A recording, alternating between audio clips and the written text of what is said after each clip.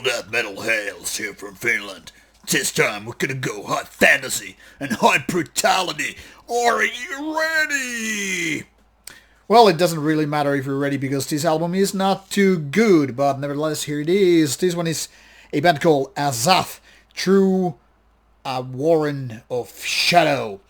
This is all about high fantasy with dragons and all, created by my critic. That is the cover and the logo. But the death metal is all the way from California and also Canada. So American Canadian death metal.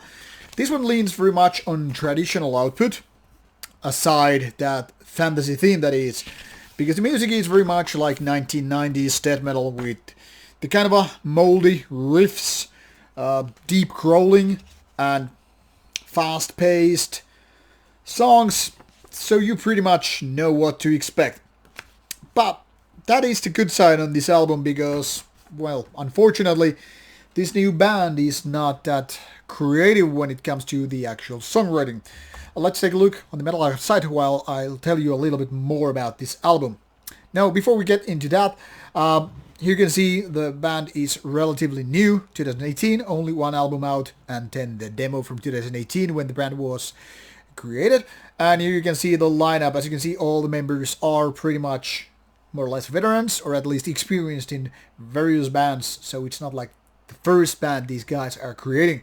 Which kind of makes me puzzle why it is that this band sounds like it's creating its very own, very first album. Well, that's technically what the thing here is, but I mean, it really sounds like these guys are playing death metal the first time. Well, be as it may, the thing here with this album is that it's very, very typical album for death metal. It's something that basically downpoured right in the 90s, especially the early parts, maybe even late 80s, when death metal was pretty much blooming and every other guy in the neighborhood had a new death metal project. Some were fast forward, that is more intense, fast tempo and all that stuff, while some bands were leaning more on to mid-tempo stuff.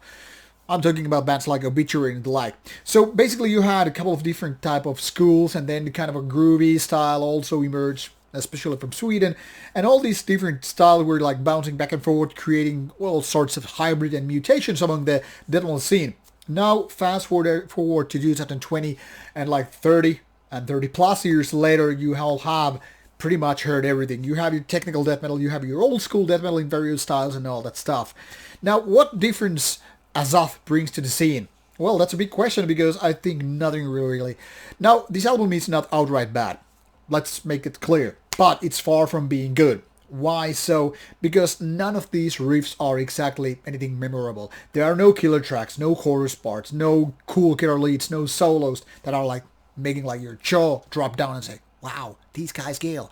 They don't. I mean, I'm all for the fantasy ideas, and I think it's kind of cool to include fantasy literature with death metal because it's not so common. That is, more often you will hear about serial killers or murders, violence, rape, torture, blah, blah, blah.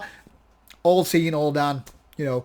And as such, this is kind of a fresh take to have dragons with your death metal, but let's face it, everything comes down to those riffs. Everything comes down to those kind of memorable songs. And this album is not filled with that. Not only having kind of a poor songwriting, it's also filled with kind of a poor production. Seems like when I try to talk too quickly, I get lost. Anyway. The thing here is, the snare drum is so much on the top on this mixing that it pretty much drowns all those guitars in the background. And even if you just squeeze your pair of ears, like, okay, I'm gonna listen to those riffs, you're like, okay, not really worth it, because it seems like these riffs are kind of a demo band material.